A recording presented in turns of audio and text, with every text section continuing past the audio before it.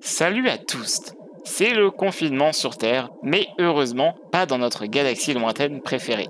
Aujourd'hui, je suis accompagné par Grushkov. Salut Grushkov. Bonsoir Adrien. Comment est-ce que tu vas? Bien, je viens de boire du thé là. Ça ne peut qu'augurer des bonnes choses. Oui. Entre une fiction audio officielle prévue pour l'automne prochain, la série Obi-Wan qui nous montre enfin ses grosses pointures, et le spin-off de The Clone Wars qui arrive très bientôt, faut qu'on en parle.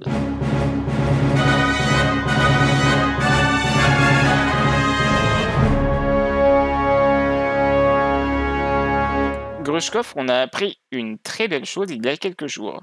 C'était donc le 29 mars, on a appris qu'il y aurait une nouvelle histoire audio originale Star Wars, mais pas n'importe laquelle, Star Wars La Haute République. Comme la première qui était Dooku Jedi Lost, elle est écrite par Cavan Scott, qui participe activement à La Haute République. Et cette fois-ci, le personnage sera encore une fois un vilain, et pas n'importe lequel, Lourna-Dee, qui est maître tempête chez les Nihil, les méchants de La Haute République. Enfin, certains des méchants. Ouais. Et donc, cette nouvelle histoire s'appellera Tempest Runner. Il y a un tout petit synopsis qui est fourni avec, qui dit que nous allons suivre la vilaine Lourna-Dee, leader parmi les Nihil, qui regarde toujours par-dessus son épaule, à l'affût de toutes les menaces, qu'elles viennent des Jedi ou des Nihil eux-mêmes. Ça donne envie. Je sais pas si ce sera adapté en français. Alors, il me semble pas, justement, que la première fiction audio de Star Wars, qui était donc sur Kondoku, a été traduite en France. Elle n'a pas été traduite en français, évidemment. C'est un audiodrama en fait. Hein. Oui, c'est ça. Enfin, c'est un mélange entre audiodrama et livre audio. Et en fait, c'est compliqué de faire une traduction de ça. Par contre, Dooku Jedi Lost vient de faire une version papier, de faire une version livre. Donc peut-être que ce sera traduit et du coup que ce sera aussi le cas pour Tempest Runner. On verra bien. Pour les personnes en tout cas qui savent écouter en anglais, n'hésitez pas quand ça arrivera. Tout ce qui est audio Star Wars, c'est toujours de très très bonne qualité. C'est prévu pour automne 2021. Il y a autre chose d'autant plus important, voire même encore plus important, qui a été annoncé cette semaine, mon petit bonhomme. Et oui, il y a eu enfin l'annonce du casting d'Obi-Wan Kenobi, la prochaine série sur ce personnage tant apprécié de la part de la communauté, de la part de tout le monde. Qui déteste Obi-Wan Kenobi? Je pense personne. Dans cette série, on avait déjà quelques noms qui étaient annoncés. Donc, Ewan McGregor qui reprend son rôle d'Obi-Wan. Hayden Christensen qui est casté a priori en tant que Dark Vador. On verra ce qu'il en est. On avait également eu des échos de la part de Lucasfilm qui nous disait que Indira Varma, une actrice qu'on avait déjà pu voir dans Game of Thrones, allait faire son apparition dans la galaxie Star Wars avec Obi-Wan Kenobi. Mais alors là, ils nous ont montré tout un tas d'acteurs et actrices qui venaient et même revenaient au sein de la galaxie, avec en premier lieu Moses Ingram, l'actrice qu'on avait pu voir dans le rôle de Jolene dans la série The Queen's Gambit, qui était absolument cool. On reverra qui d'autre, Grushkov, qu'on a déjà vu auparavant dans Star Wars? Eh bien, Joel Edgerton et Bonnie Pierce, qui reviennent dans les rôles de Owen et Beru Lars, l'oncle et la tante de un petit bonhomme qui rêvait d'aller dans les étoiles. Absolument. Et on a également l'annonce de l'acteur Kumail Nanjiani, qu'on a pu voir dans des séries super cool, telles que Silicon Valley, qui joue dedans un personnage absolument fantastique dans Silicon Valley. Et c'est un peu drôle parce que y a de plus en plus d'acteurs de cette série qui viennent dans Star Wars. Le premier, à ma connaissance, c'était l'acteur qui interprétait Niku dans la série Star Wars Resistance. On a également d'autres acteurs comme Rupert Friend qui jouait dans le deuxième film Hitman 47, qui était d'ailleurs à ce qui paraît très oubliable. Mais également on a Oshie Jackson, donc le fils d'Ice Cube, qui a joué son papa dans le biopic Straight Outta Compton. On a également les actrices et acteurs Simone Kessel, Benny Safdie, mais également Sun Kang, qu'on a déjà pu voir dans les films Fast and Furious. Il joue le personnage de Han Lu. Voilà, beaucoup de têtes, pas forcément les têtes d'affiche au premier lieu, mais des acteurs qui sont déjà très connus et qui ont surtout énormément de qualité de jeu, quoi.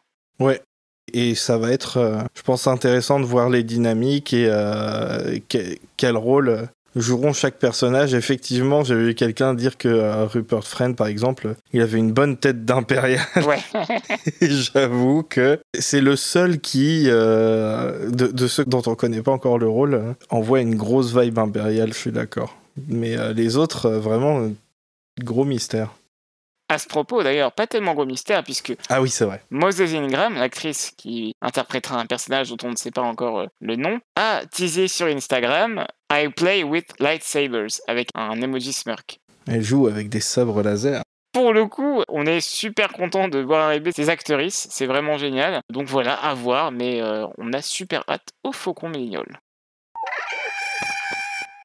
Mon petit Grushkov, durant cette dernière semaine de mars 2021, on a également été gâté par le trailer de la prochaine série d'animation, The Bad Batch. Oui, un trailer qui en gros sert bien pour poser les bases pour les personnes qui n'auraient pas suivi de qui sont le Bad Batch, qui présente un peu tous les membres, que ils sont pas là pour rigoler, mais quand même un peu, qui sont là pour botter des culs quoi. Ouais. Et on voit certains personnages connus aussi. Oui, on en voit même pas mal, mine de rien. Au cours de ces 2 minutes de teaser, on a pu voir le personnage de Ming-Na Wen, donc Fennec, qu'on avait déjà vu dans la saison 1 et 2 de The Mandalorian et qu'on reverra dans The Book of Boba Fett. Mm-hmm.